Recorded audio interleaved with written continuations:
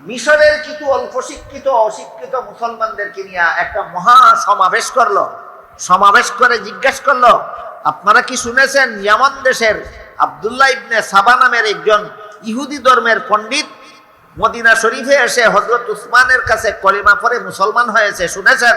তারা বলে, হ্যাঁ আমরা শুনেছি। তো বলে, আমি সেই আব্দুল্লাহ ইবনে সাবা। বড় ভালো কথা, আপনি ইহুদি ধর্মের পণ্ডিত ছিলেন, কলেমা পড়ে মুসলমান হয়েছেন, ভালো কথা। আমাদের মিশরে আসলেন কেন? বলে, তোমাদের মিশরে আসলাম, আমি তো নতুন মুসলমান, আমার ঈমান তাজা। তোমরা পুরাতন মুসলমান, তোমাদের ঈমানে গুণে ধরছে, তোমাদের ঈমানের গুণে ধরা ছাড়াই তামাইছে। সত্যের পথ অবলম্বন করুন। KH Islamic media. এজন্য গতকাল বলেছিলাম, নবীগণকে গুনাহগার সাব্যস্ত করার ইতিহাস গুড়ায় রয়েছে খ্রিস্টান, মনে আছে? নবীগণকে গুনাহগার সাব্যস্ত করার ইতিহাসের গুড়ায় রয়েছে কারা? খ্রিস্টান। সাহাবাগণের সমালোচনার দ্বার উদ্ঘাটনের গুড়ায় রয়েছে মুনাফিক। সাহাবায়ে কেরামের সমালোচনার ইতিহাসের গুড়ায় রয়েছে মুনাফিক। এবার সেই ইতিহাসটা একটু শোনাই আপনাদের। মুহাম্মদুর রাসূলুল্লাহ সাল্লাল্লাহু আলাইহি ওয়াসাল্লামের যুগে দুনিয়ার কোন মুসলমান কোন সাহাবাদের সমালোচনা করত না। হযরত আবু বকর সিদ্দিক রাদিয়াল্লাহু আনহুর যুগে দুনিয়ার কোন মুসলমান কোন সাহাবীর সমালোচনা করেনি। হযরত উমর ফারুক রাদিয়াল্লাহু আনহুর যুগের কোন মুসলমান নবীর কোন সাহাবীর সমালোচনা করেনি। তিন যুগ গেছে, তিন যুগের মুসলমান সাহাবা সমালোচনার লানত থেকে পবিত্র। কত যুগের মুসলমান? তিন যুগের মুসলমান সাহাবা সমালোচনার লানত থেকে পবিত্র ছিল। নবীর যুগের মুসলমান হযরত আবু বকর সিদ্দিক রাদিয়াল্লাহু আনহুর যুগের মুসলমান আর হযরত উমর ফারুক রাদিয়াল্লাহু আনহুর যুগের। এই জন্য সাহাবায়ে কেরাম বিশুদ্ধ মতবাদে ঐক্যবদ্ধ ছিল। সাহাবায়ে কেরাম ছিলেন বিশুদ্ধ মতবাদে ঐক্যবদ্ধ। মুসলমান যদি বিশুদ্ধ মতবাদে ঐক্যবদ্ধ থাকে, তাইলে দুনিয়ার জীবনে যত উপকারিতা লাভ করতে পারে, এর মধ্যে উল্লেখযোগ্য উপকার হইল দুইটা। এক নম্বর, সমস্ত মুসলমান যদি বিশুদ্ধ মতবাদে ঐক্যবদ্ধ থাকে, তাহলে মুসলমানে কুন্দল হানাহানি মারামারি কাটাকাটি হয় না, একটা উপকার। আর একটা উপকার হইল, মুসলমান ঐক্যবদ্ধ থাকলে কোনো বেঈমান কাফির মুসলমানদের উপর হামলা করার সাহস পায় না। যেমন তেমন উপকার। বিশুদ্ধ মতবাদে মুসলমান ঐক্যবদ্ধ থাকার দুইটা উপকারিতা কি যেমন তেমন নাম মহামূল্যবান। এক নম্বর উপকারিতা, নিজেরাই মারামারি কাটাকাটি হয় না। দুই নম্বর উপকারিতা হলো শত্রুরা হামলা করার সাহস পায় না। এইরকম নিরাপদ অবস্থায় মুসলমানের তিন যুগ চলে গেল। নবীর যুগ, হযরত আবু বকরের যুগ, হযরত উমরের যুগ। মুসলমানেরা দুনিয়াতে এত শান্তির সাথে বসবাস করতেছে দেখে এক কুখ্যাত ইহুদির গায়ে জ্বালা ধরেছিল। তার বাড়ি ছিল ইয়ামান দেশে, নাম ছিল আব্দুল্লাহ বিন সাবা, সংক্ষেপে ইবনে সাবা বলা। অত্যন্ত ধূর্ত ছিল, কুচতুর ছিল, আরবি ভাষায় পণ্ডিত ছিল, তাওরাত এবং ইনজিল কিতাবের আলেম ছিল। বলেন তো, দুইটা আসমানি কিতাবের আলেম হওয়া যেমন তেমন শিক্ষার কথা না উচ্চ শিক্ষার কথা? উচ্চ শিক্ষায় শিক্ষা। এই ইহুদি যখন দেখলো যে মুসলমানদের মধ্যে কোনো হানাহানি নাই, মারামারি নাই, কুন্দল নাই, কাটাকাটি নাই, খুনাখুনি নাই, দুনিয়াতে শান্তিতে বসবাস করে, যে কারণে কোনো শত্রু মুসলমানদের উপর হামলা করার সাহস পায় না, তখন সে এমন দেশ থেকে চিন্তা করলো, রূপরেখা তৈরি করলো, মুসলমানদের আকীদা বিশ্বাসের মধ্যে ভ্রান্ত মতবাদ ঢোকাতে হবে, যেন একদল মুসলমান হক আর বিভিন্ন দলের মুসলমান বাতিল হয়ে টুকরা টুকরা হয়ে যায়, নিজেরাই কোন দলে আর মারামারিতে লিপ্ত হয়ে যায়, যেন শত্রুরা সহজে তাদেরকে হামলা করে ঘায়েল করতে পারে।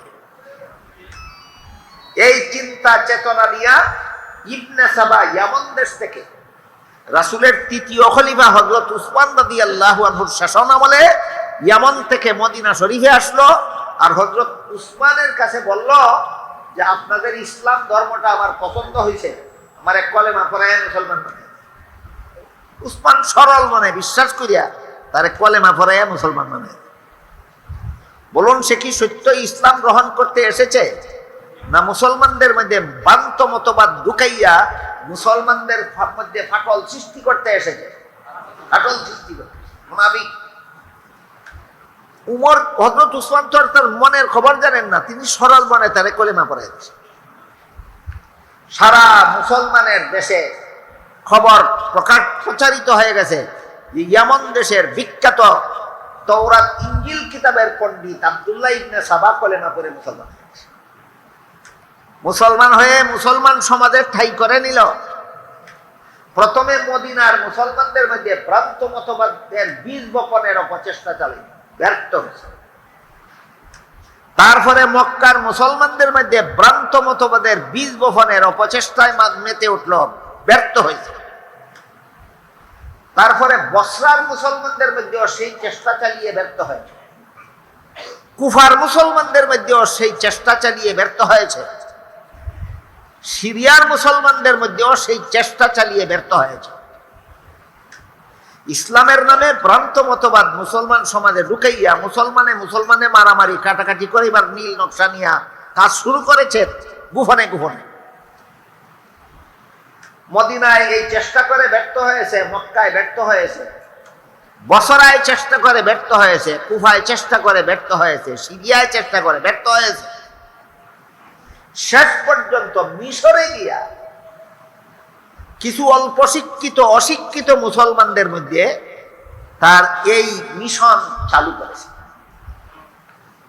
মিশরের কিছু অল্প শিক্ষিত অশিক্ষিত মুসলমানদেরকে নিয়ে একটা মহা সমাবেশ করলো। সমাবেশ করে জিজ্ঞাসা করলো, আপনারা কি শুনেছেন ইয়ামান দেশের আব্দুল্লাহ ইবনে সাবা নামের একজন ইহুদি ধর্মের পণ্ডিত মদিনা শরীফে এসে হযরত উসমানের কাছে কলিমা পড়ে মুসলমান হয়েছে, শুনেছেন? তারা বলে হ্যাঁ আমরা শুনেছি। তো বলে আমি সেই আব্দুল্লাহ ইবনে সাবা। বড় ভালো কথা, আপনি ইহুদি ধর্মের পণ্ডিত ছিলেন, কলেমা পড়ে মুসলমান হয়েছেন, ভালো কথা। আমাদের মিশরে আসলেন কেন? বলে তোমাদের মিশরে আসলাম, আমি তো নতুন মুসলমান, আমার ঈমান তাজা। তোমরা পুরাতন মুসলমান, তোমাদের ঈমানে গুণে ধরছে, তোমাদের ঈমানের গুণে ধরা ছাড়াইতা পাইছে। দয়া মুসলমানের ঈমান তাজা, আর পুরান মুসলমানের ঈমান গুণে ধরা, তোমাদের ঈমানের গুণে ধরা ছাড়াইতে আছে। তারা বললো আমাদের ঈমানের কোন জায়গায় গুণে ধরছে? বলে হ্যাঁ এটাই তো বলতেছি। বলি শোনো, তোমাদের ঈমানের কোন জায়গায় গুণে ধরছে? আমি বলি শোনো। তোমরা বলো তো হযরত আবু বকর রাসূলের রক্ত সম্পর্কীয় কোনো আত্মীয় ছিলেন? না, আবু বকর ছিলেন রাসূলের শ্বশুর। শ্বশুর কি রক্ত সম্পর্কীয় আত্মীয় হয়? না। মিশরের মুসলমানদেরকে কুখ্যাত মুনাফিক ইবনে সাবা জিজ্ঞাসা করলো, আবু বকর কি রাসূলের রক্ত সম্পর্কীয় কোনো আত্মীয় ছিলেন? তারা বলল না। জিজ্ঞাসা করলো, উমর কি রাসূলের রক্ত সম্পর্কীয় কোনো আত্মীয় ছিলেন? তারা বলল না। জিজ্ঞাসা করলো, উমরও রাসূলের শ্বশুর। জিজ্ঞাসা করলো, হযরত উসমান কি রাসূলের রক্ত সম্পর্কীয় কোনো আত্মীয় হন? উসমান ছিলেন রাসূলের জামাতা। জামাতা কি রক্ত সম্পর্কীয় আত্মীয় হয়? না। একজন একজন করে 3 খলিফার নাম ধরে মিশরের মুসলমানদের জিজ্ঞাসা করলো, তোমরা বলো এরা কেউ রাসূলের রক্ত সম্পর্কীয় আত্মীয় কিনা? তারা বললো না, এরা কেউ রাসূলের রক্ত সম্পর্কীয় আত্মীয়। এবার জিজ্ঞাসা করো, এবার বলো তো তোমরা হযরত আলী রাসূলের আপন চাচাতো ভাই। আপনারা জানেন কি আলী রাসূলের আপন চাচাতো ভাই? কি রক্ত সম্পর্কীয় আত্মীয় নয়, রক্ত সম্পর্কীয়। যে আলী রাসূলের রক্ত সম্পর্কীয় আত্মীয় তাকে রাসূলের খলিফা না বানাইয়া, যে আবু বকর রাসূলের রক্ত সম্পর্কীয় আত্মীয় না, যে উমর রাসূলের রক্ত সম্পর্কীয় আত্মীয় না, যে উসমান রাসূলের রক্ত সম্পর্কীয় আত্মীয় না, এদেরকে যারা খলিফা বানাইছে এরা সবগুলি জালিম। 3 জনরে যারা খলিফা বানাইছে এরা সবগুলি তো সাহাবা, সবগুলি। কাদেরকে জালিম আখ্যায়িত করলো? ওই সাহাবা সমালোচনার সূত্রপাত কুখ্যাত মুনাফিক ইবনে সাবা মুসলমানের ইতিহাসে শুরু করলো।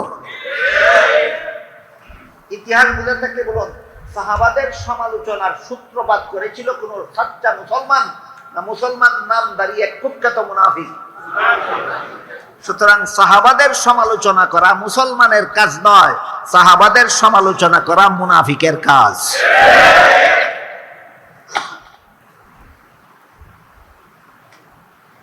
একমাত্র আলী ছিলেন রাসূলের খলিফা হওয়ার যোগ্য। আলীকে যারা খলিফা না বানাইয়া আবু বকরকে খলিফা বানাইলো, আলীকে খলিফা না বানাইয়া যারা উমরকে খলিফা বানাইলো, আলীকে খলিফা না বানাইয়া যারা উসমানকে খলিফা বানাইলো, সবগুলি জালিম। আর আলীকে খেলাফতের দায়িত্ব না দিয়া যারা খেলাফতের দায়িত্ব গ্রহণ করলো, এই তিনটাও জালিম। এবার বলেন কোন কোন সাহাবীর সমালোচনা বাকি রাখলো? এখান থেকে মুসলমানদের মধ্যে সাহাবা সমালোচনা শুরু হয়। ইতিহাস বুঝে থাকলে বলুন, মুসলমান সমাজে সাহাবাদের বিরুদ্ধে সমালোচনার সূত্রপাত করেছিল একজন সাচ্চা মুসলমান না কুখ্যাত মুনাফিক ইবনে সাবা? কিয়ামত পর্যন্ত যারা সাহাবাদের সমালোচনায় লিপ্ত হবে সবাই এরা কুখ্যাত মুনাফিক ইবনে সাবার প্রেতাত্মা বলে গণ্য হবে। আজকে আমার হাতে এই সময় নেই। রক্ত সম্পর্কীয় আত্মীয় হইলে খলিফা হতে পারবে আর নইলে খলিফা হতে পারবে না, এই যুক্তির ভুল কোথায়? ইসলামের বিধানে খেলাফতের যোগ্যতা রক্তের সম্পর্কে হয় না, খেলাফতের যোগ্যতা ইসলামী শিক্ষার ইসলামী শিক্ষায় পারদর্শিতার ভিত্তিতে হয়। যিনি যত বড় ইসলামী শিক্ষায় শিক্ষিত, যিনি তার জীবনে ইসলামের দীক্ষায় যত বড় দীক্ষিত, তিনি খেলাফতের প্রথম যোগ্য। বলেন, রক্ত সম্পর্কীয় আত্মীয়তাটা কি খেলাফতের যোগ্যতার মানদণ্ড না মন গড়া যুক্তি? এই মন গড়া যুক্তি দিয়া এই অশিক্ষিত অল্প শিক্ষিত মুসলমানদেরকে নিয়ে একটা দল সাজাইল। আস্তে আস্তে এই দল বিভিন্ন উপদলে বিভক্ত হয়ে মুসলমানদের মধ্যে বহু দলের সৃষ্টি হয়ে গেল, যারা শুধু সাহাবায়ে কেরামের সমালোচনায় লিপ্ত। অথচ আমি গতকাল বলেছি, আল্লাহ পাক রব্বুল আলামিন পবিত্র কোরআনে সাহাবায়ে কেরামদেরকে এক প্রকার বাতিলের মোকাবেলায় সত্যের মাপকাঠি সাব্যস্ত করেছেন, আর হাদিস শরীফে আল্লাহ রাসূল সাহাবায়ে কেরামদেরকে আরেক দল বাতিলের মোকাবেলায় সত্যের মাপকাঠি সাব্যস্ত করেছেন। কোরআনের আয়াতে আল্লাহ আমাদের নবীর সাহাবাগণকে কোন বাতিলের মোকাবেলায় সত্যের মাপকাঠি সাব্যস্ত করেছেন লক্ষ্য করুন। আল্লাহ বলেন, فَإِنْ آمَنُوا بِمِثْلِ مَا آمَنْتُمْ بِهِ فَقَدِ اهْتَدَوْا وَإِنْ تَوَلَّوْا فَإِنَّمَا هُمْ فِي شِقَاقٍ فَسَيَكْفِيكَهُمُ اللَّهُ وَهُوَ السَّمِيعُ الْعَلِيمُ। আল্লাহ বলেন, হে আমার নবীর সাহাবাগণ, এই আয়াতে আল্লাহ কাদের সম্বোধন করেছেন? নবীর সাহাবা। হে আমার নবীর সাহাবাগণ, মুনাফিকরা যদি তোমাদের ইমানের মতো ইমান আনে তবেই হেদায়েত। তাদের ইমানকে যদি তাদের ইমানের সত্যতা যাচাইয়ের জন্য তোমাদের ইমানকে যদি স্কেল রূপে গ্রহণ না করে তাইলে তারা হেদায়েত পাবে না। মুনাফিকরা হইল বাতিল আর সাহাবা হইলেন হক। মুমিনরা হইল হক আর মুনাফিকরা হইল বাতিল। মুনাফিকের মতো বাতিল থেকে মুমিনের মতো হককে পার্থক্য করার জন্য এই আয়াতে আল্লাহ সাহাবায়ে কেরামের ইমানকে স্কেল মাপকাঠি মেয়ারে হক সাব্যস্ত করেছে। কোন বাতিল থেকে কোন হককে পার্থক্য করার মাপকাঠি? মুনাফিক বাতিল থেকে মুমিন হকের পার্থক্য করার মাপকাঠি আল্লাহ এই আয়াতে সাহাবায়ে কেরামকে সাব্যস্ত করেছে।